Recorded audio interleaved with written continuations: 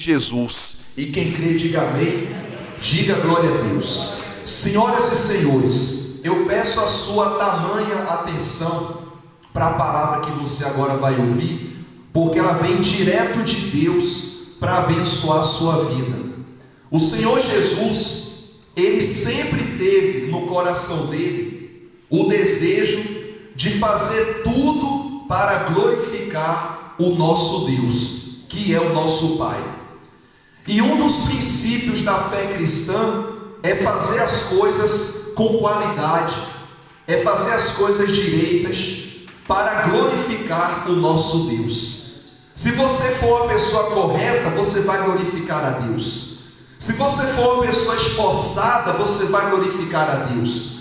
Se você for uma pessoa que quer fazer tudo certo, sem fugir às regras, você vai glorificar a Deus. Se você for uma pessoa que tem Deus em primeiro lugar na sua vida, você também vai glorificar a Deus. Tudo que você colocar as mãos para fazer, Deus vai abençoar, porque tudo que você faz é para glorificar o nosso Deus. E Jesus, Ele fazia isso. A prova está aqui na palavra que você vai ouvir.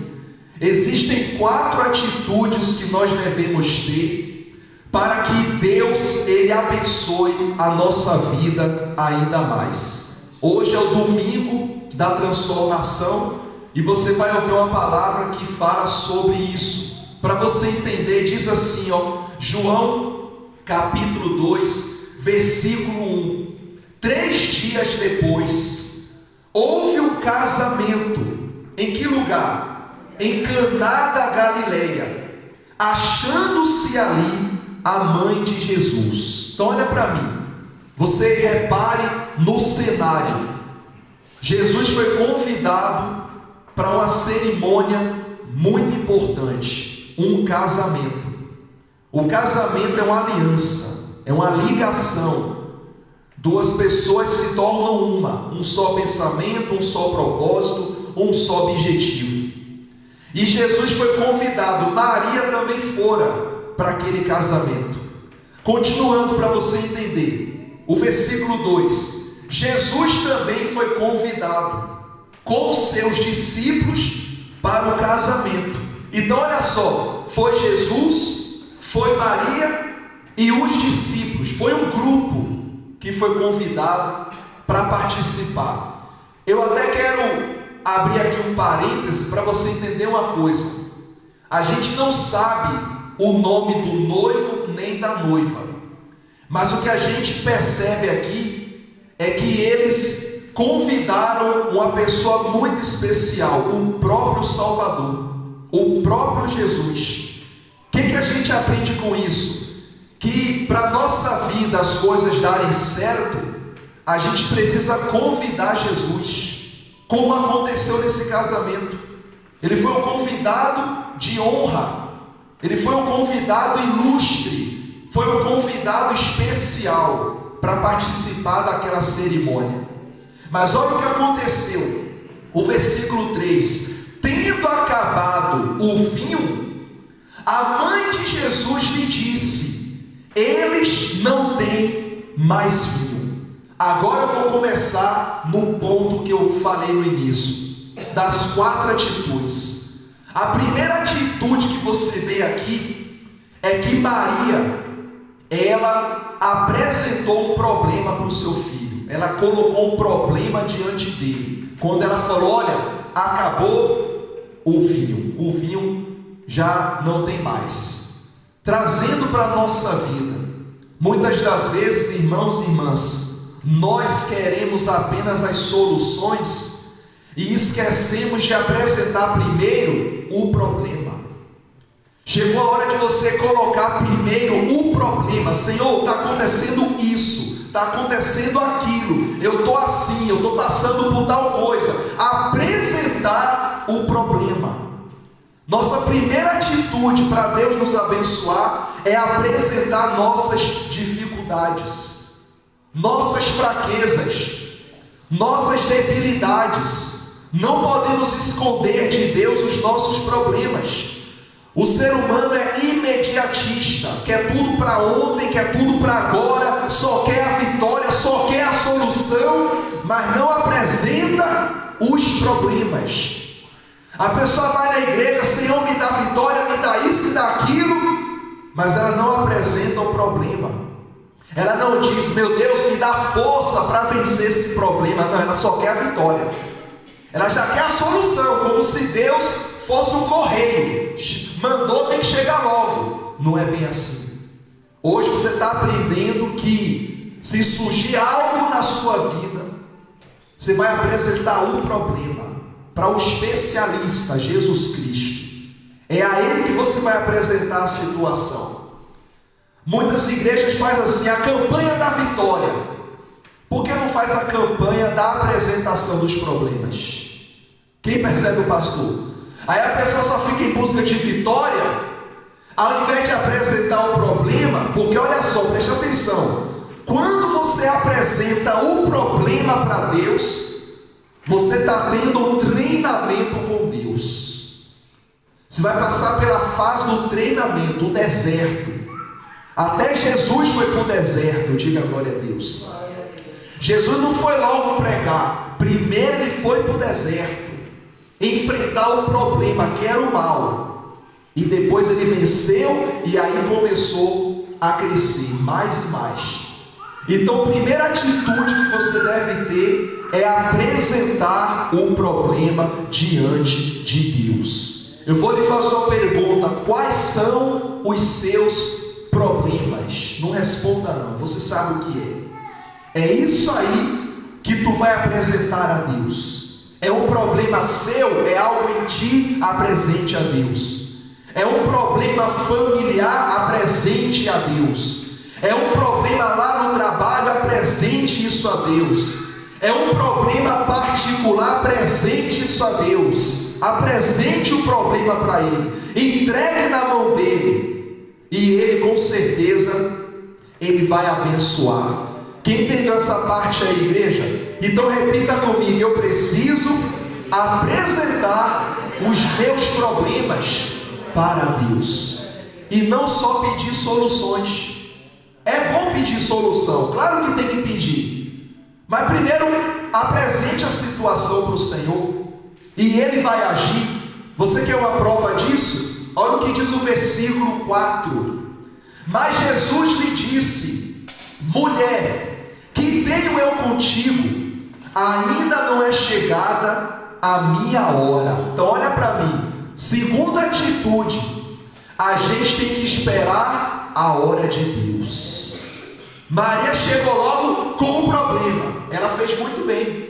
Ela fez muito bem. Ó filho, olha, acabou o vinho. Ou seja, está aqui o problema. Surgiu o problema, está aqui. Ela não pediu solução, ela apresentou o quê? O problema. Depois que Jesus ouviu o problema, aí ele falou assim: a mulher, ainda não é chegada a minha hora. Ou seja, já peguei seu problema, agora aguarde que eu vou resolver no meu tempo. Olha só que forte. Então você agora apresentou o problema para Deus, agora você vai aguardar o tempo de Deus. E vou lhe dizer uma coisa: o tempo de Deus é maravilhoso. Não é igual ao nosso tempo, a gente é muito apressado. Para Deus pedir tempo, é porque Ele vai fazer as coisas totalmente de maneira que venha nos favorecer. Tudo é no tempo do Senhor, tudo é na hora dele. Está escrito que há um tempo determinado por Deus para todo propósito debaixo do céu, em Eclesiastes 3. Então você apresenta um problema e aguarda o agir de quem? Do Senhor Jesus, o agir de Deus. Quem está compreendendo essa mensagem? Depois que ele falou: mulher, que tenho eu contigo, ainda não é chegada a minha hora. A gente aprende aqui que Deus não é apressado, Deus não é como nós, ansioso. Ele é calmo, Ele é soberano, Ele é tranquilo, Ele sabe a hora certa de agir. Então Deus está pedindo para você ter calma, paciência, tranquilidade. Deus não quer você ansiosa nem ansioso. Deus quer sim ver você na fé. É isso que Deus quer. Deus quer te ver firme na fé, forte na fé. Aí Ele quer te ver assim, e aguardando a hora dele. E a hora de Deus é a melhor hora, porque quando Ele responder é para mudar a história. Deus não demora, Deus faz tudo na hora certa. Repita comigo: na hora certa Deus vai me abençoar. Diga glória a Deus. Aí diz aqui, o versículo 5: então ela falou aos serventes: fazem tudo o que ele vos disser. Estavam ali 6 talhas de pedra, que os judeus usavam para purificação, e cada uma levava 2 ou 3 metretas. Eu fiz uma pesquisa, essas talhas, elas aguentavam em quantidade mais ou menos 100 litros. Então haviam quantas? 3. Então seriam 300 litros de água que seria cheio ali. Era muito vinho, porque a festa judaica de casamento é muito grande. Então observe que ele mandou encher o quê? As talhas todas, mandou logo enchê-las. Jesus, ele assim que viu a oportunidade, ele agiu. Jesus quer ver a oportunidade de agir no seu coração. Quando ele vê que seu coração está firme, está forte, está na fé, está tranquilo, está calmo, está aguardando nele, ele vai agir, pode ter certeza. O encher as talhas quer dizer para a gente se encher do Espírito Santo e fazer a nossa parte. Então o primeiro ponto aí é apresentar o quê? O problema. O segundo ponto é a gente aguardar o tempo certo, a hora de Deus. E o terceiro ponto é o quê? É fazer a nossa parte. Minha parte é encher as talhas, ou seja, minha parte é ler a Bíblia, é orar, é jejuar, é vir na igreja, é louvar, é adorar, é agradecer, é confiar, perseverar. Então eu vou fazer minha parte. Eu vou fazer minha parte porque eu tenho certeza que Deus fará a parte dele.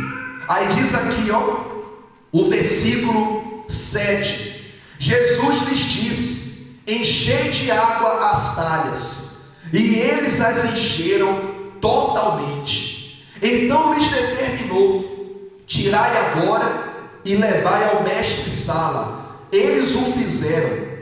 Tendo o mestre-sala provado a água transformada em vinho, não sabendo de onde viera, se bem que o sabiam os serventes que haviam tirado a água, chamou o noivo e lhe disse: todos costumam pôr primeiro o bom vinho, e quando já beberam fartamente, serve o inferior.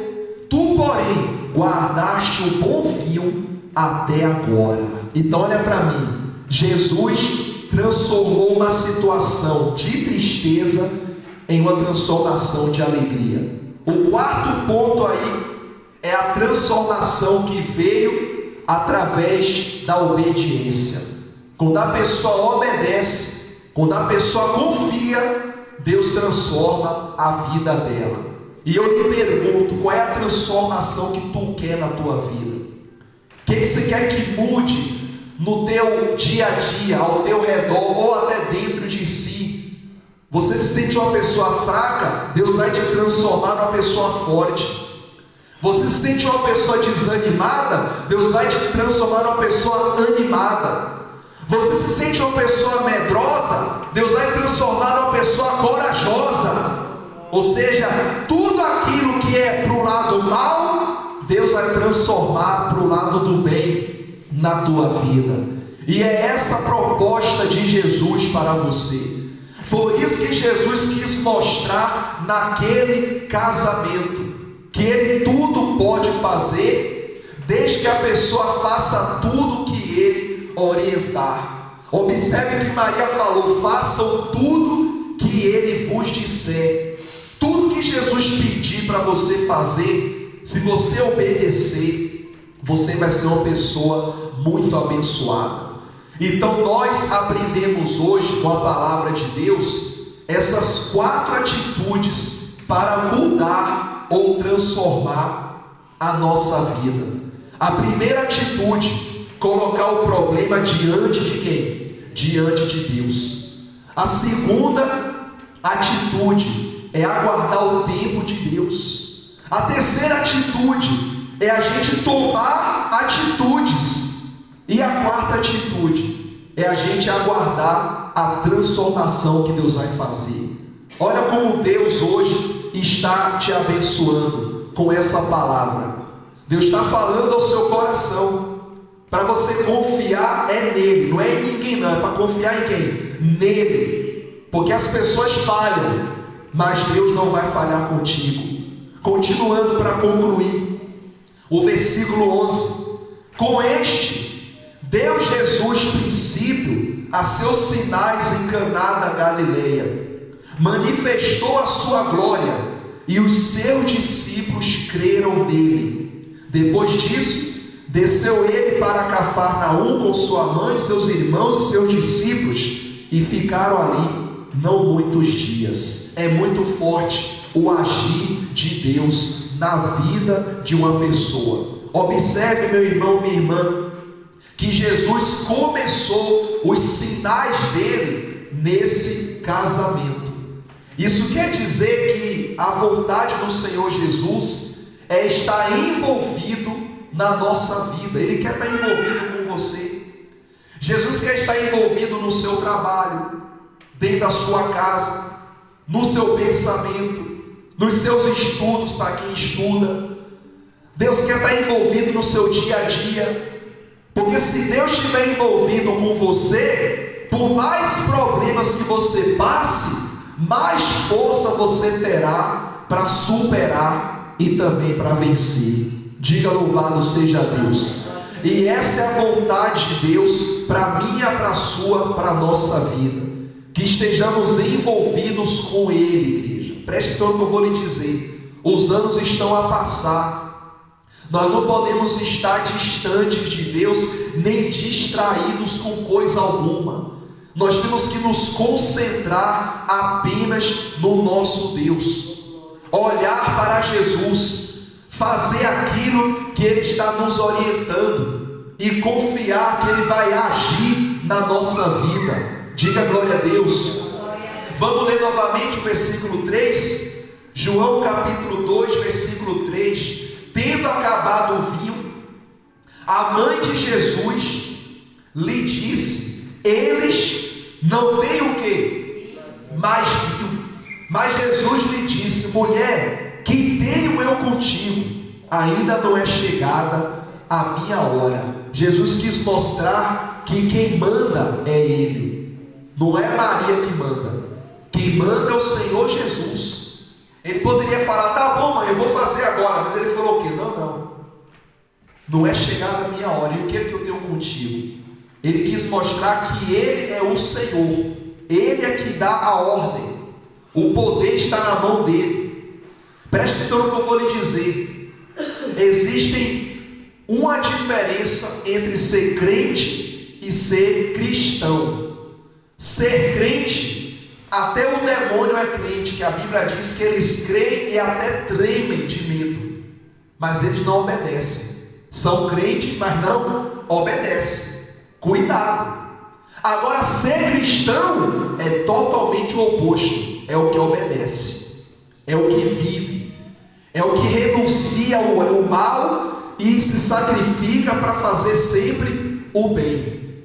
Esse é o cristão. Me preocupo porque não falta igrejas no mundo, não falta igrejas, cada esquina tem uma igreja. O que me preocupa é que pode estar cheia de crentes e vazia de cristãos. Olha o perigo aí. O crente só quer emoção, festa, eventos, é o crente. Se não tiver evento, para a igreja não é bom para ele, não presta. O cristão não quer evento. O cristão quer o Espírito Santo, ele quer paz e sossego, ele não quer confusão. Ele quer equilíbrio. Ele não precisa de um evento para ficar cheio. Ele quer Jesus. Jesus estando nele, ele fica cheio. Então o crente é até aquele que acredita, mas não obedece. O diabo acredita, mas não o quê? Tanto não obedece que se rebelou contra Deus. O cristão não, o cristão segue. O cristão é obediente. O cristão até pode ter falhas, porque ninguém é perfeito, mas ele reconhece as suas falhas e não se afasta do Senhor por nada nessa vida. Quem está percebendo, pastor? Deus não quer que sejamos crentes, Deus quer que sejamos cristãos, igreja. Sejamos cristãos. Quer ver o exemplo? Judas Iscariotes. Judas era crente. Você quer ver uma coisa interessante? Em nenhum momento na Bíblia, isso é muito forte que eu vou lhe dizer, em nenhum momento na Bíblia você vê Judas chamando Jesus de Senhor. Nunca. Ele só chamava de mestre ou rabi, que rabi quer dizer mestre. Nunca falava Senhor, era só mestre. Porque Judas olhava para Jesus apenas como um homem que ensinava. Os discípulos olhavam como Senhor. Quem percebe a diferença?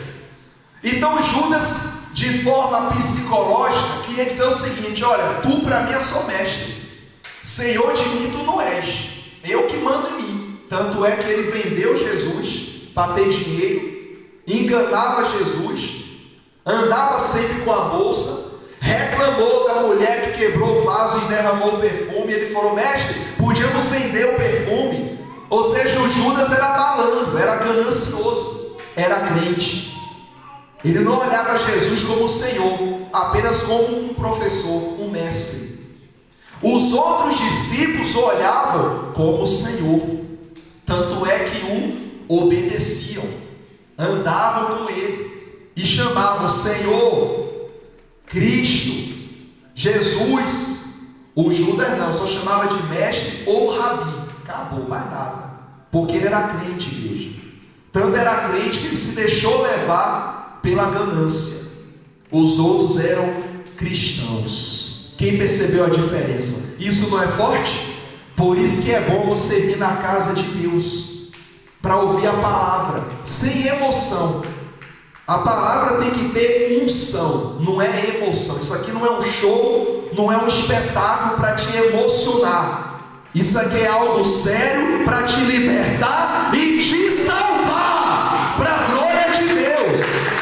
Diga assim seja. Então Jesus, ele mostrou aqui que nós devemos ter essas 4 atitudes para ele nos dar a vitória. E eu tenho certeza que você absorveu a palavra de hoje e Deus vai transformar a sua vida em nome de Jesus. Diga glória a Deus. Amém, igreja? Fique de pé, por favor, em nome de Jesus.